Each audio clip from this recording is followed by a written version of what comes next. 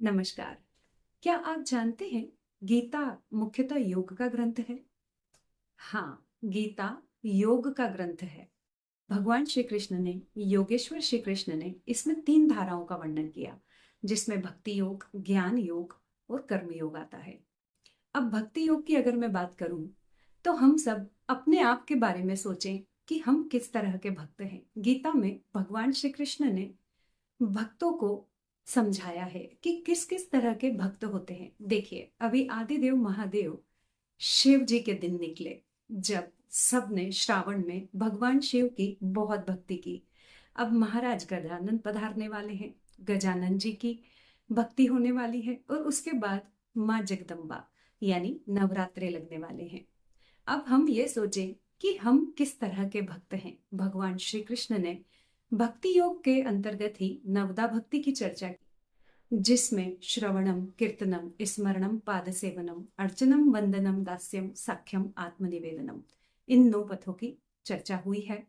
अब यहाँ पर भगवान के द्वारा भक्तों को समझाया गया है। भगवान ने कितने तरह के भक्त बताए हैं?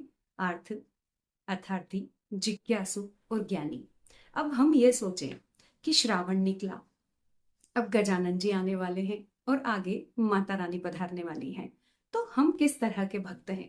आर्थ भक्त वो होते हैं जो विपत्ति के समय ईश्वर को याद करते हैं। सिर्फ जब कोई मुसीबत आती है तब उन्हें ईश्वर याद आते हैं। इसके अलावा उन्हें ईश्वर से कोई लेना देना नहीं होता।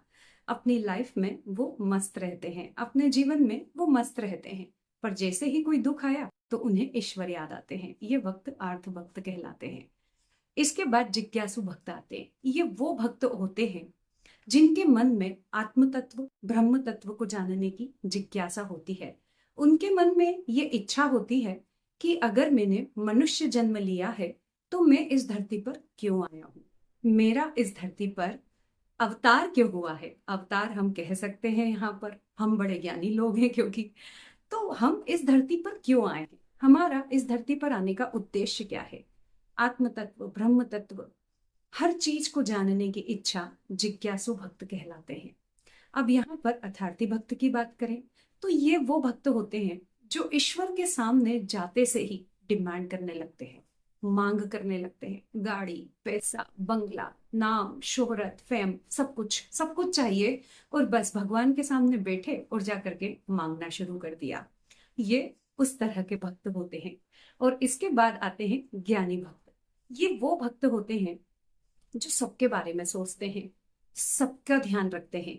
यानी कि जब ईश्वर के सामने जाकर बैठेंगे तो ईश्वर से सबके कल्याण की सर्व मंगल कामना करते हैं। सर्वे भवन्तु सुखिना, सर्वे सन्तु निरामया, सर्वे भद्राणि पश्यन्तु, माँ कश्चित् दुःखभाग् भवेत्।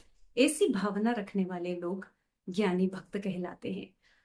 जब पूजा करने भी बैठे हैं तो सिर्फ अपनी नहीं, समस्त विश्व की मंगल कामना करना इन लोगों का धर्म होता है।